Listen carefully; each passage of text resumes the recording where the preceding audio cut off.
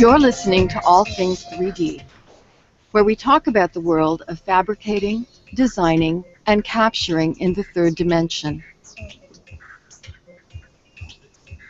Hey!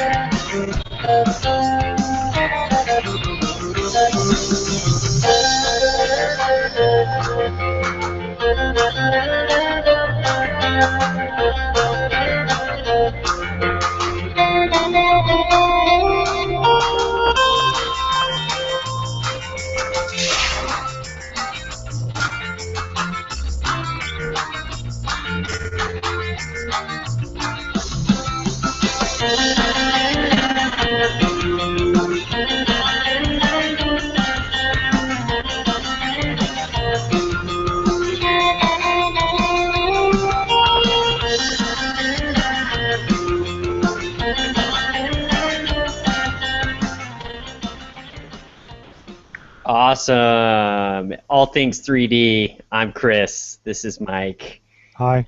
And today we've got a guest, TJ McCue, right? McCue, no N. No N, just McCue, TJ McCue. And if you saw the video in the intro, it's pretty cool. He is from a place called 3DRV, right? 3DRV? That's right. That's right. 3DRV project. And why don't we get right into it, TJ? Tell us a little bit about yourself and where you reside and kind of about your project. Sure. So I reside in the Seattle area, and I predominantly, if you ask me to label myself, I'd say I'm an entrepreneur and a marketing sort of guy. And today that largely means, researching and reporting and writing, occasionally podcasting or some video work. But predominantly, I would say that involves a lot of writing.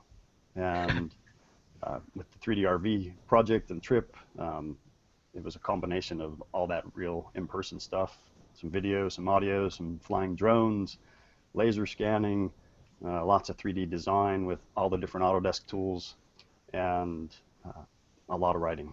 So and a lot of driving. Yeah, driving. I was going to say, it looks like a lot of driving. Yeah.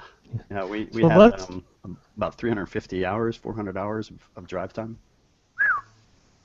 Yeah, so let me go into it. I got your website up, and it kind of identifies your tour. So you literally started up in the Seattle area, drove down to California.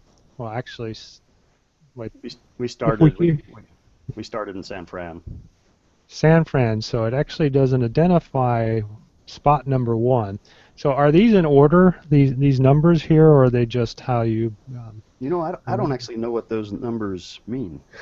They probably just are references to, like, stories or something. Or maybe people really did something social, right? And so there's 15 tweets or something. Oh, there we go. No, it would seem low, though. There was a so you went north. You headed north first from San Francisco, it looks like, all the way around. And, wow, what a tour. You must have seen so much cool stuff. Yeah. So let's get into the question quick. So first of all, you took an RV, and that must have been some dramatic RV. And before the show, you kind of talked to me about how most people talk about, what do they call it, cabin fever. I guess you would have what, RV fever? Would that be something similar? Because you were on the road for what, 18 months? Is that what I understood? We were actually on the road for 8 months, and in one of our exchanges, I had been away from my home in Seattle for 10 months before that. And I won't bore you with the personal stuff that involved, but we were gone. So we were in LA, so jumping to San Fran to start was pretty easy. Yeah. So one of my questions is that, obviously it's a long trip, and, I've had some experience with doing documentaries, and money's important. I have a feeling that, in fact, it shows Autodesk as being the sponsor of this site. I guess they were one of your supporters on your journey? They were. They were. We actually wouldn't have done the trip. So this got started because of a brainstorm session between Angela Simoes and I, Angela at Autodesk, and she gets full credit for growing it to this enormous project. And so we went to, Jayco was the RV company. They're an Autodesk customer. They provided us with the RV. They loaned it to us. And then HP got involved, NVIDIA got involved, Faro got involved. Of course, Autodesk and multiple departments within Autodesk, reality computing being the biggest one. And so, we basically the whole thing got formed, as a very collaborative effort. Yeah, and actually I'm going to show a picture. I don't know if I can enlarge it, but if you see behind me here, this is a picture of the RV, correct? So this is a nice looking RV. I wouldn't mind being stuck in it for 8 months.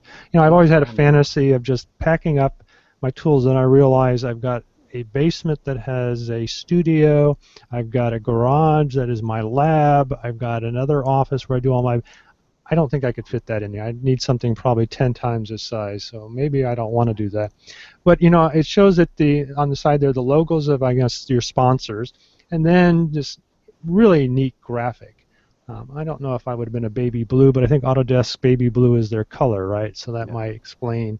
Well, I want something with black with red flames or something. I'm sorry, go ahead. Sorry, the other color was the choice of lime green, which is their other color, which I'm really glad for the baby blue. Yeah, I guess so. So yeah, really neat. So you prepared for this, you got your sponsors, and then you took your journey, which started out, as you said, in San Francisco. So let me jump back to the map. Okay. So let me jump in with the map.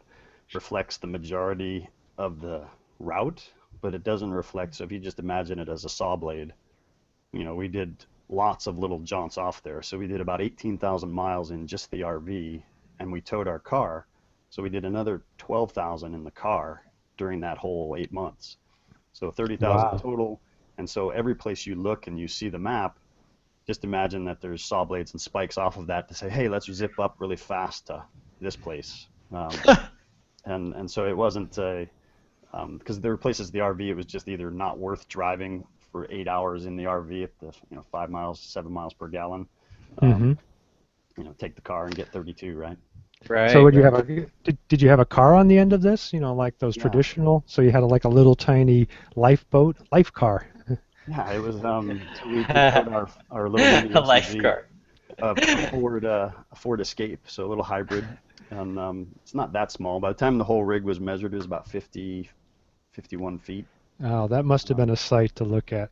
Well, so let's kind of talk about it a little bit. One of my other questions before we get into your extra tour, and I'm going to just let you have the reins and kind of guide me on what you want to talk about, but one of the things I was interested in is that this almost sounds like a nice reality show that should be on a channel station.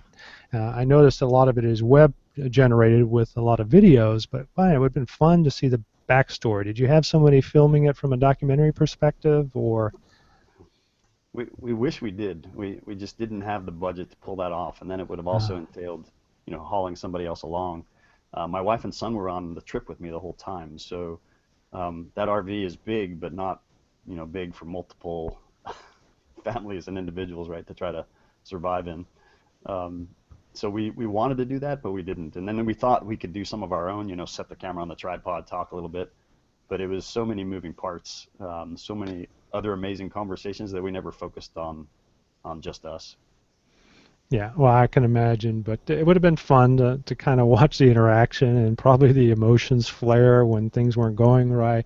It would have made a great reality show. It would have been fun. Hey, they could have hired me. No, I'm too busy. But that would have been fun. And or you could have. You said you had your son along with you. I did. My 11-year-old son. There you go. Should have given him the camera. That's better than any education that he could ever get from any school, is just going and meeting people. I mean, personal interaction. What a tremendously valuable education he got. 8 months on the road with his dad, just going and dad and mom and dad. What a lucky guy. Yeah, I would say we viewed it as a pretty big opportunity from his perspective. He had a really good time. He got to You know, the National Park Service has a junior ranger thing. And so at lots of national parks, he would do those little education bits, and that was part of his homeschool, or lots of Oh. RVers call it road school. Not only is he benefiting getting the best education by homeschool, but he's also getting a tour of the U.S. Oh, you are just a lucky Yeah. dog.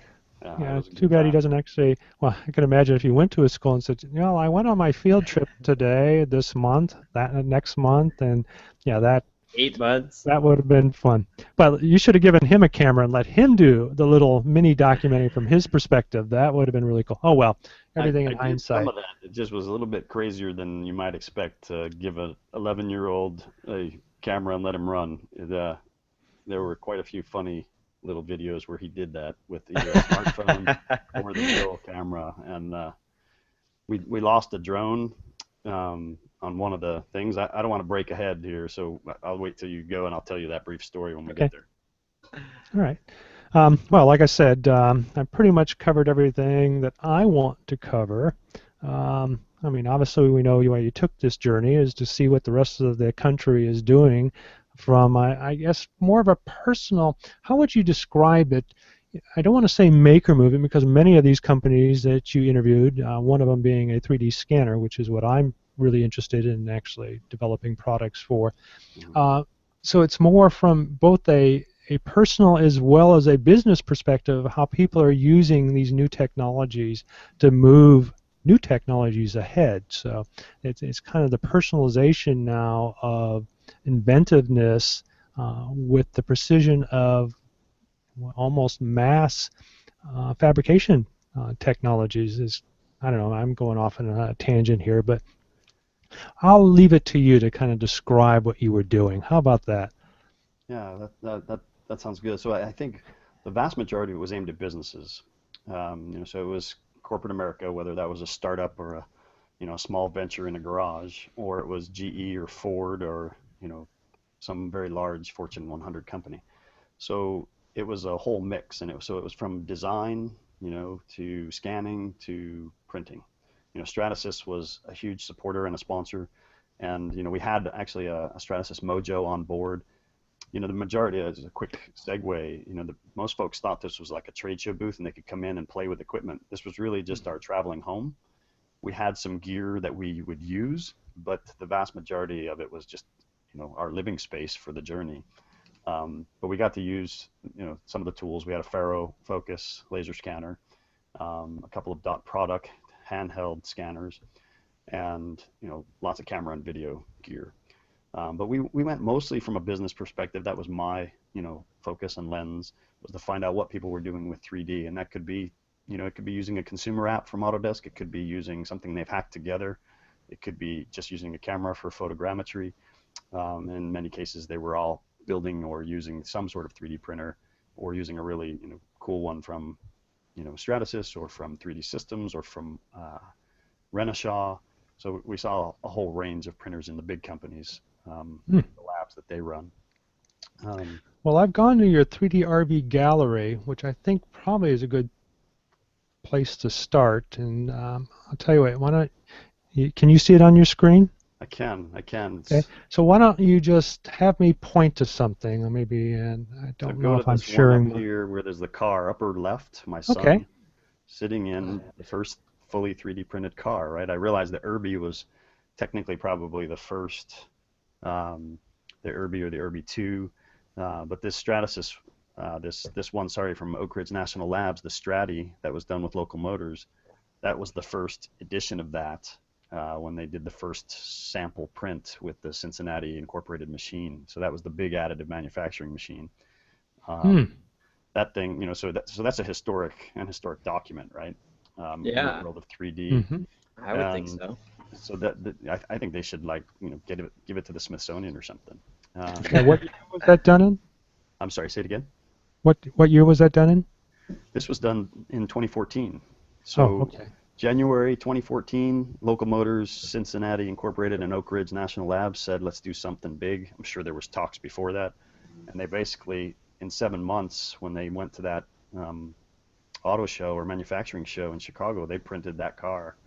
Um, I think the contest went before that Local Motors did to let somebody design a 3D printed car, and the Strati is what the Italian designer called it, and for layers.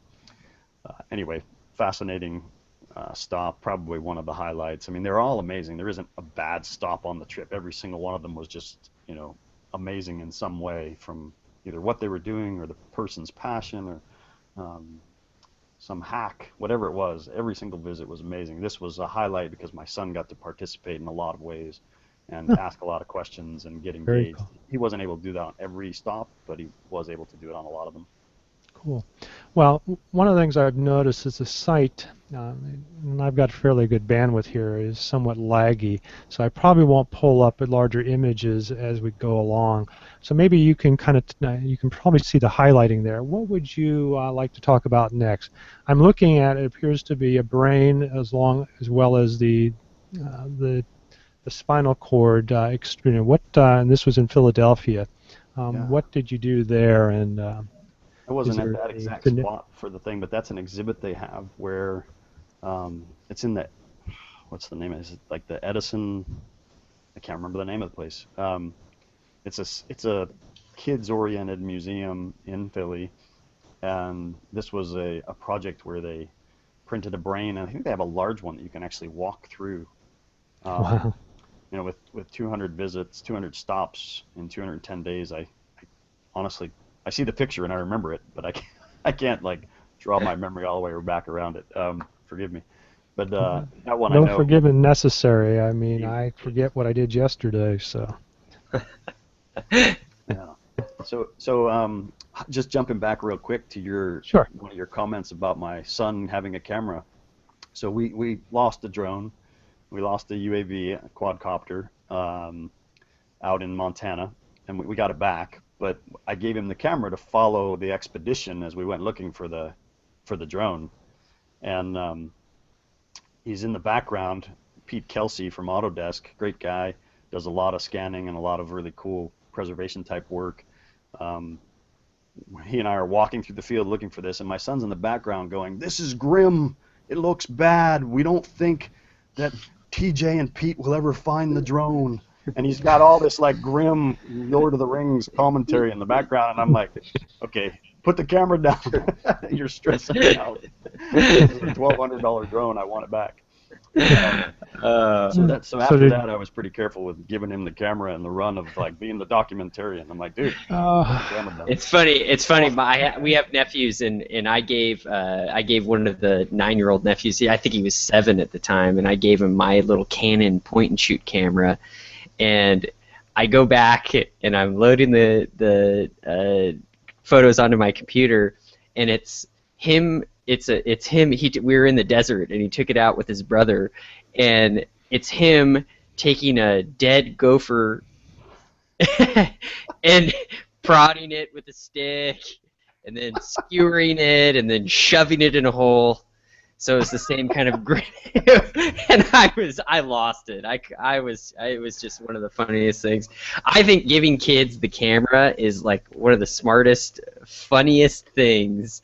So any of our listeners, do it. Give your kid the camera and just let him TJ, go. if you've got any footage from that, please put it up. I think it would be really fun, and plus, from a kid's perspective, I think they'd enjoy it as well. They have such a good, great perspective on and life. Actually, I kind of like that, TJ. I think you should have left that in there. I mean, yeah, it may have been not good from your personal standpoint, but to have the ominous viewpoint of. On that note, were you able to find the drone? Yeah, we did find the drone. We did find the drone. So it does have a happy ending. But we were marching around in a swamp basically to find it. And, anyway, it was fun, and I think I actually did include his commentary in one of the videos that we put together that might be on there. So if you look up dirty socks and drones, because we were filthy at the end of it, we hung the dirty socks on the drone, and Pete flew it around saying, "Let's air dry these socks," which was somewhat ridiculous and hysterical. But so dirty socks and drones is the name of the post, and there it is. Yeah, so you can see if you go to that next photograph there, you can see the dirty socks on the drone. So that's That's a good use of it. These are the kind of adventures we had all through the country.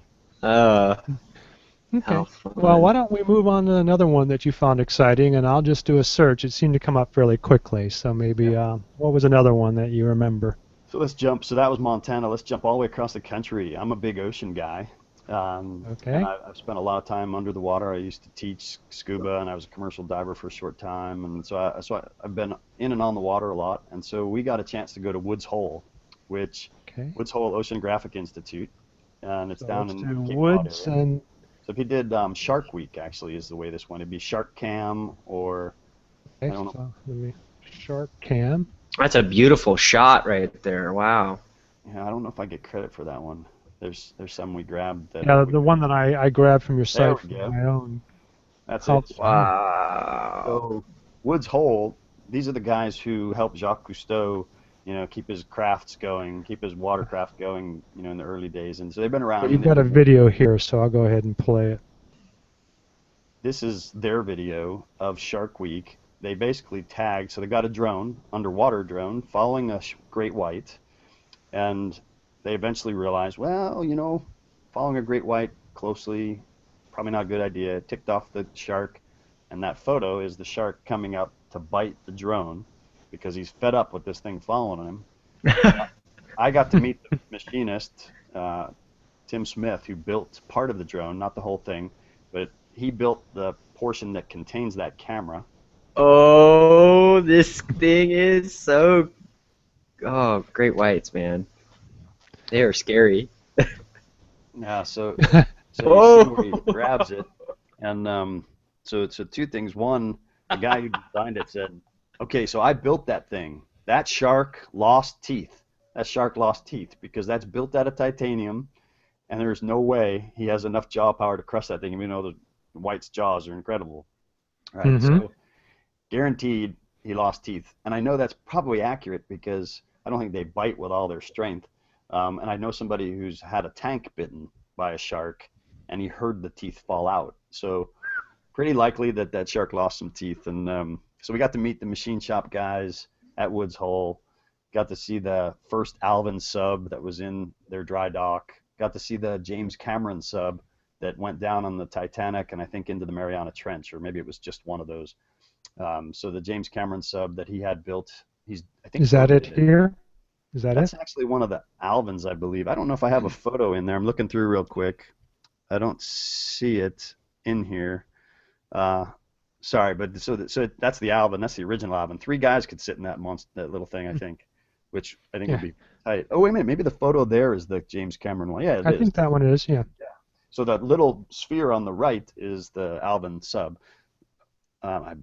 At least I believe it is. Maybe it's Alvin 2 or something. Anyway, then the submersible for James Cameron. There was a cool robotic underwater suit that you could wear to go really, really deep. I love this engineer little poster that was in the machine shop, things that engineers should know. And you can read those later, but as a woodworker and not much of a metal worker, it's pretty true.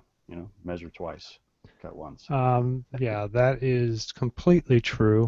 Both, I guess Chris and I can attest to that. Yeah, I guess it's 1.0. No, I don't know. Whatever the scale is, yeah, it does not fit in the hole. Yeah. And well, there's a lot of things you have to take into Things consideration. engineers should know is start switching to metric. Yeah. Well, it's interesting. Some of the things that I did earlier, even though they were still based on the inch, it was based on the decimal scale. So even though many people work with fractions, not a lot of the engineers, at least the electronic engineers that I work with, when we did things, it was based in decimal for the inch. So we were close, but I totally agree that we should go to the decimal. I wish we'd switch. Although I've met a couple of engineers on the trip who told me they're like, a lot of things are in metric once you get actually going into the technical end of things. I use metric. Yeah. And I do as well. And It's most just of the parts easier. that you get from around the world start with the metric, and then they have to be converted. So, yeah, I don't know why we haven't moved in that direction. We're kind of like the English. and sticking with their archaic systems when they shouldn't be, and they're closer to Europe. So, oh well, that's another subject. So, what else do you want me to bring up in search? Man, there were so many. In BC earlier in the trip when we left San Fran, drove up the coast, came home for a short time into the Seattle area, and then we drove up in just our car because the insurance we had wouldn't allow us to go into Canada.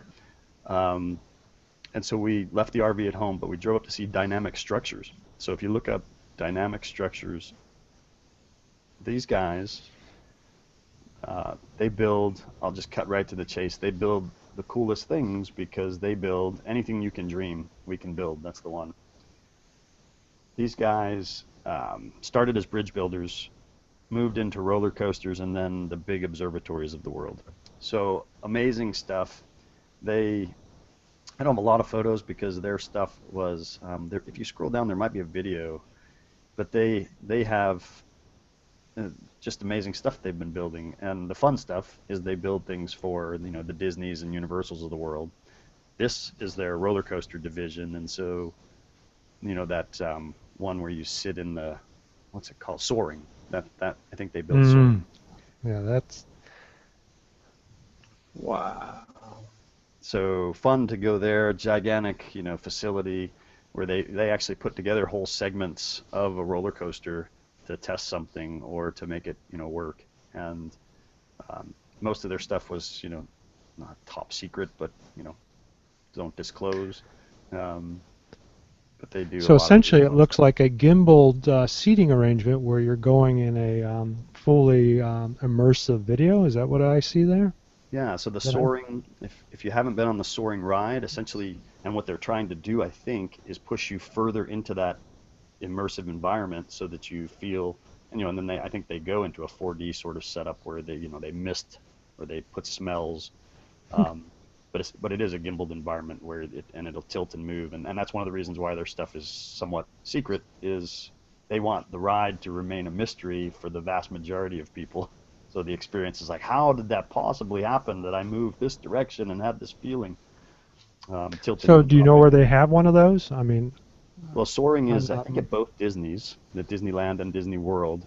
Oh. I do know that a lot of their coasters are in Asia. I don't know the names of the parks, but they're major parks that I think it's Disney Beijing probably, or some other name. But they build coasters and rides all around the world, and I think more outside of the U.S. than they do in the U.S. at this point. Wow. Yeah, I've been on the soaring over California, I think is the one that I've been on. Really? So then you know what the experience is like. I don't yeah, you fly over an orange grove and they mist you with orange oil, and you're like, it smells like oranges, and you're like flying around, and it's an interesting experience for sure. And I think they're constantly trying to push the envelope on that. Take us somewhere else. So I told you about Oak Ridge already, which is just phenomenal. I'll tell you a quick story about Oak Ridge. Okay. I might have a photo of it if you go back to that Oak Ridge post where it showed the Stratty car. So I love this one. And so while I'm international in intent, I've been all over the world for various business things, and I'm a passionate traveler. So I don't say this with any sort of malice, but so Oak Ridge supports the first robotics competitions. So if you live within a certain range of Oak Ridge in Tennessee, you can come use the facility. And maybe it was the 3D printed car. And anyways, they Oak Ridge didn't come up with something, so. Isn't it called First Robotics? Isn't that the competition?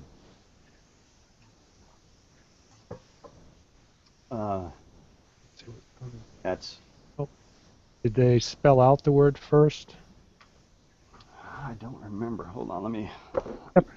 Actually, anything you can build comes up. Dirty socks. Well, go ahead and keep talking. I'll come up. So they basically they put together these robots, right, to have the competition, and is it the 3DRV printed car in 47 hours? Is that the one maybe? So I did a quick search. Yeah, I think it's that one, and it's not one of the photos. Sorry. So anyway, It's a group of teenagers, high schoolers. They put together these various robots to do certain functions to compete against one another, right? Well, they go through a judging process where the judges will tell them do this to make it safer, and one of the things was the rack that held this robot was a bit sharp on the corners, so they told the student, hey, you've got to put some sort of protective device on those corners. So this, USA high schooler builds the little protective things, 3D prints them, and on the print is Chinese characters. So all four corners now have Chinese characters. And the judges, who are not necessarily nationalistic, but they're definitely like, hey, what's the deal? This is a USA competition, and you've got Chinese characters all over your robot. And he said, well, you guys, don't speak Chinese probably. He said, but those little plaques, those little protective corners, those say made in the USA in Chinese. That is cool. That's pretty fun.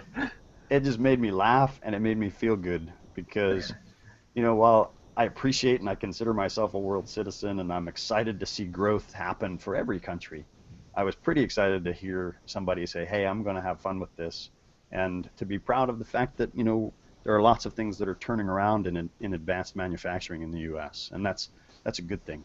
And so it was kind of a fun story, and the guys at Oak Ridge had that robot displayed. And, yeah. Well, I can see it now. We're going to have the U.S. against China robotics. What do you want to call it? Smashdown. What do they call it? Smackdown. There we go. Tell you, I listen to a lot of wrestling. So I'm going to move us into 3D printers in space, because we have covered that on several of our episodes, and it looks like you actually had an opportunity to talk with these people. So I've got the blog entry up, so I'm going to direct you into that. Yeah. So this. You remember this one? Yeah, it was fantastic. So, another stop where lots of stuff was confidential. That is a photo of the printer, and that's as close and as much as I can show, and as much as they wanted to let me photograph. But awesome, inspiring team. Great team of men and women who are saying, hey, let's make this thing happen. I thought, and so did they, that they would just get kind of an off-the-shelf 3D printer, right? And modify it a little bit. They essentially built a brand new 3D printer to be able to withstand all of the various, forces of being out in space. I have a question for you, TJ, and maybe you asked them. We had a guest on that actually worked, when was it, in the 90s, on a lot of the research using the Vomit Comet and so forth on putting 3D printing in space. And, I kind of got the feeling that they did a lot of their own research, and I'm wondering, that probably isn't true. Did they take a lot of this information that had been presented to them by NASA and use that in order to build this? I mean, it wasn't just starting from scratch. They used already previous knowledge, right? Do you know? Yeah, I'm pretty certain that would be the case. When I say starting from scratch, I mean for the actual printer, where they expected they could just make some modifications to an existing, market printer, but no doubt they had lots of input and pieces that came from NASA's research over the years, and that's one of the cool things about NASA, right? You can go in and look at their research; it's public domain. Yep, see the that things is it. that they've been studying. And that's very important. A lot of people need to realize that, it's not just self-contained within the space exploration program. A lot of this gets utilized by a lot of different people, not only the hardware, but the software, as well as the intangible byproducts, the research that's available, as you said, public domain. And that to me sadly, is an amazing thing. It's public domain to the world, so Right. we're not the only ones that benefit from it. Correct. Okay, but you can go on their site and see all kinds of inventions that spun out from various research projects, and so that is one of the cool things. And and this was a fun team. We visited with them, as well as too many. Okay. Well, let's see what else we can go to. Chris, have you been looking at this? Anything that did you actually get down to? What is it now? It's not Cape Canaveral, Cape Kennedy, or any of the NASA sites? I was nearby, but I didn't pull off a visit to any of the actual places where they would have launched something. So I do have a question. Is this a continuing project? Like, is it living on? Are you planning another trip anytime soon? Or are you going to be? Is there another team that's going to take over and take the RV for a spin? You know, the RV. So the answer, the short answer is it does continue, but the RV was returned. It was unwrapped and given back to Jayco. Um, we had thoughts of doing other iterations of it, other chapters, if you will, but for now, the project, from my perspective, is considered closed. You know, we ran it for 8 months, and then we talked about something in Asia, perhaps, or something in Europe. I know Autodesk thinks very highly of it and thinks it has legs or it has wheels for doing something else in maybe a different focus. Maybe you do just education, or you do just manufacturing, or you do, you know, a particular industry niche. Um, but you'd probably have to tackle Angela Simoes on that if it's going to have future wheels for. But they'd have to get another rig and figure out how to travel. And I think they might get something smaller, would be my guess, because it's a bit of. Well, I have a feeling she'll be at the conference up in San Francisco, so we will definitely look her up. Like I said, we've been invited to go up there and actually interview a lot of people. We're actually going to have our own little special space. Terrific. To bring people in, so it'll be kind of fun. I'm glad that they offered to do that. I think it's going to be an exciting trip. Um, I want to get to, if you can see my screen here, I'll bring it back up. And I watched this particular video, one, because I have great interest, because I'm a developer in this area, but I noticed this, I wouldn't say kind of like mine, it's almost very similar to mine. I have a product now that takes an iPhone 6 with a Bluetooth grip and shoot and the structure sensor and creates something very similar to this, except smaller. Right. And you had talked to them. I noticed they also have the sensor extending off of this, and I'm trying to remember, the only people I know that make something this compact at the time was either the PrimeSense sensor or the Soft Kinetics. And I'm just wondering, did they use an off-the-shelf sensor, or did they create their own and then package it with a tablet? I'm assuming, if I remember, it's a Windows-type tablet. And more than likely, it's one of the Razer tablets. But yeah, it looks like they took a lot of off-shelf, built some software around it, and created a very neat package that actually looked very intriguing. I'm assuming that it's probably not very cheap, but can you kind of enlighten me a little bit more on the backstory on this? Sure, sure. So you are correct. It's the PrimeSense sensor before Apple purchased it, right? They were able to get a number of those sensors, and that's the majority. Okay, so they do have inventory as well. That's Correct. also was my concern with Occipital, who makes the structure sensor. Luckily, they were able to get inventory as well, but they've been doing very well with it. So they're having to scramble to figure out somebody else that can do that. Because sadly, I hate to say this, Apple has a tendency to buy other companies and then close down the doors. And some people think that they do this sometimes as a strategic or a logistic endeavor in order to prevent people from utilizing that particular hardware when they may not have something in the works for several years, which I find disappointing. That came out in something else I read not too long ago. But I kind of digress a little bit. So they took the PrimeSense sensor, and I'm assuming some type of Windows tablet, correct? This is actually, I think, Android tablets. This Well, it's was interesting. When I looked at the screen, it actually had, maybe they, oh, never mind. So it's Android then. So they had two, and one of them may have had some. So the two tablets. So I had two of these. One was an HP, and I forget which particular tablet, and then the other was a Google Nexus 7. And I used each one. They were both pretty much identical in terms of, but you're correct in that they built a very significant layer of an operating system that would allow you to do the scans and then process them as you're moving. Well, there we go. But they did tell me that they bought quite a lot of inventory of the PrimeSense sensors to allow them to have a future trajectory, at least until, to your point, if Apple sits on it and they can't ever get a sensor again. I think they have enough inventory to go for quite a while. I believe the tablets are somewhere in the $4,000 to $5,000 range. But I actually, we'd have to look on their site. I don't know. They loaned them to me on the trip. We used them a number of times. I didn't always use the gun, the pistol grip handhold. I would just hold the tablet as you would any tablet, and then move around with it. Well, if it wasn't for your explorations, I would not have been aware of this.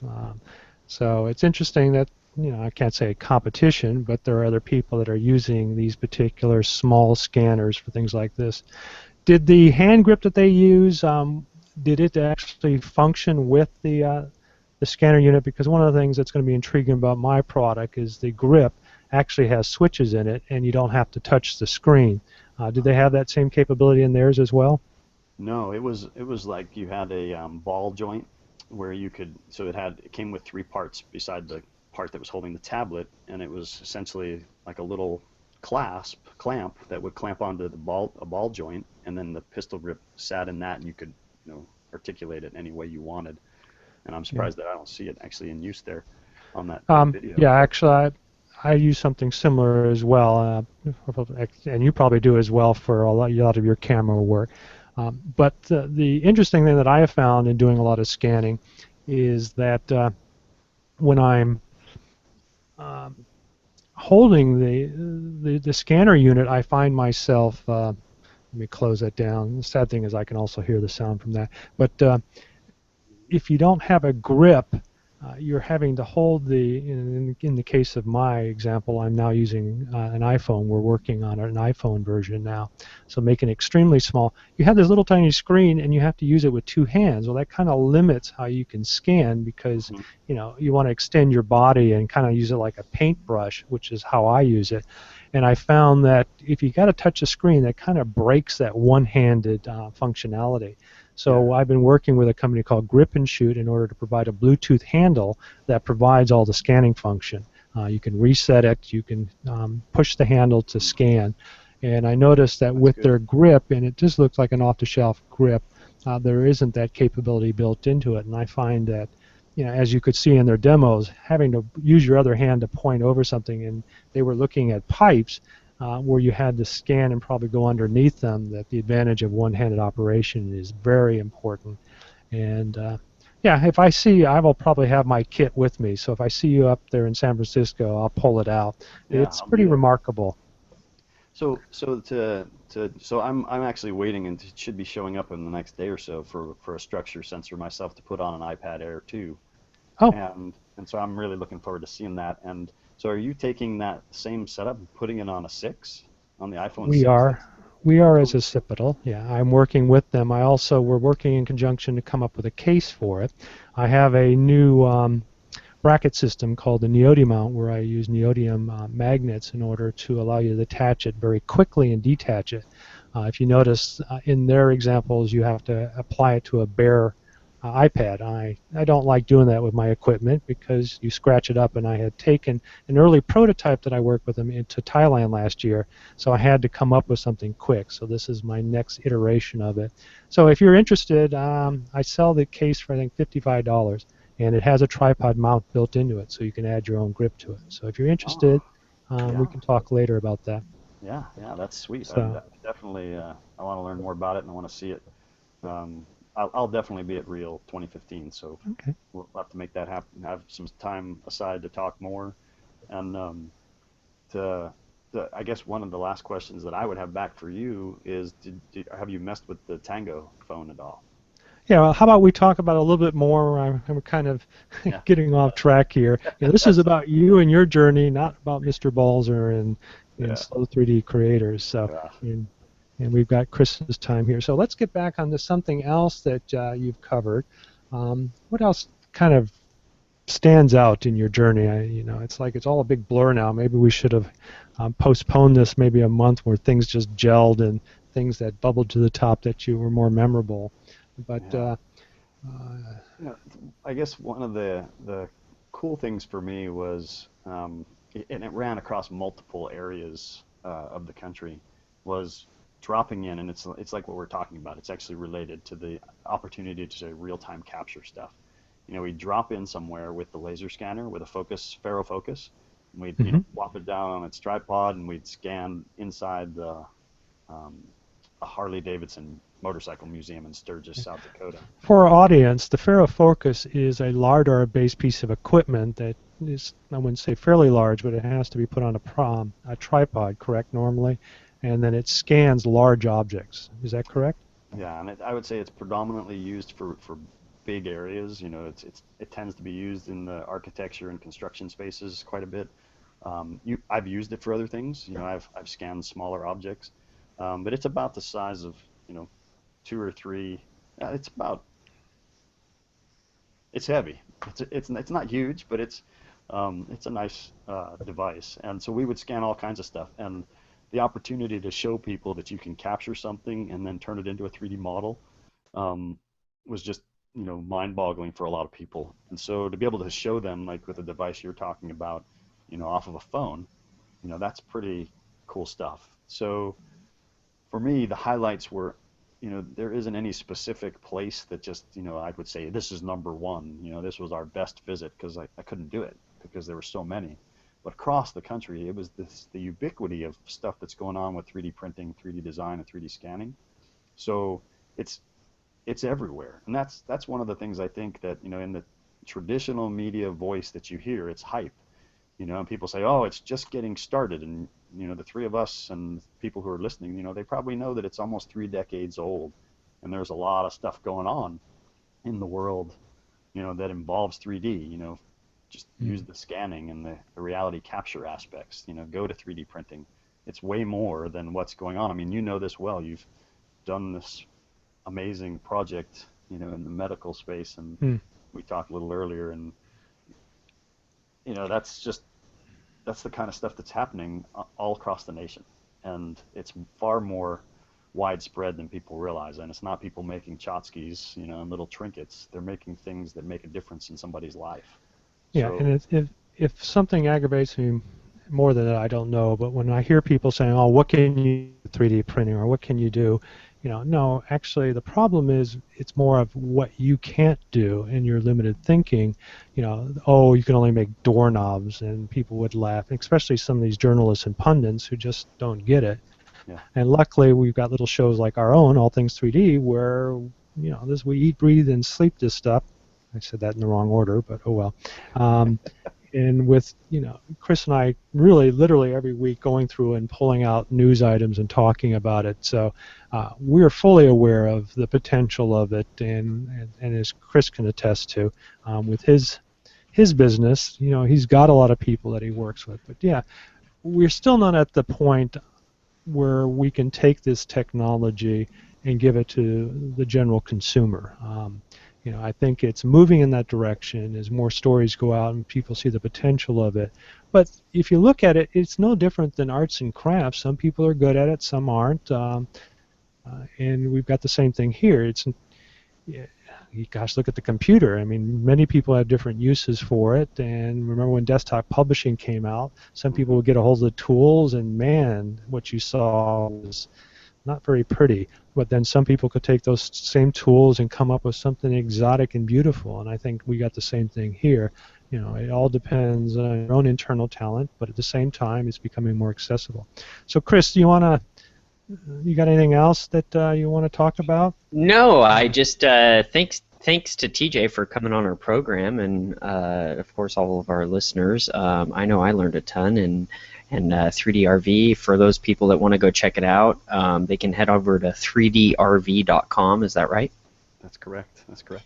Yeah, and they can follow the adventures of TJ and his family while they lived aboard the RV spaceship and traveled all around and kind of covered 3D topics and more travel topics.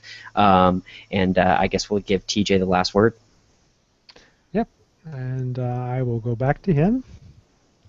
Well, guys, I guess for me, the last word is always just somewhat to what you've said, Mike. Is there's amazing opportunity, and there are no more boxes, right? You don't have to be in a box. You can create, you can design, and the tools are there. Maybe they're not as sophisticated, but um, I think they're pretty sophisticated. I can go from 0 to 60 pretty quickly with any number of apps.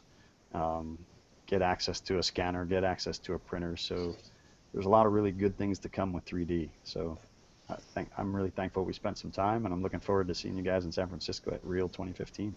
All right, we'll see you there. And any of our listeners that want to join us, just go on and you'll have to register, obviously, at Real for Real. Just search Real 3D 2015.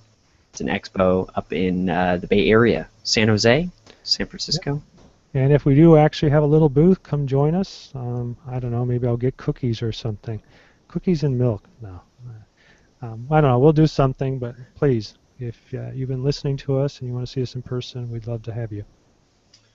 Great. Awesome. Well, we will see you next time, tomorrow, for Week in Review on all things 3D. It's been a hectic week. Bye.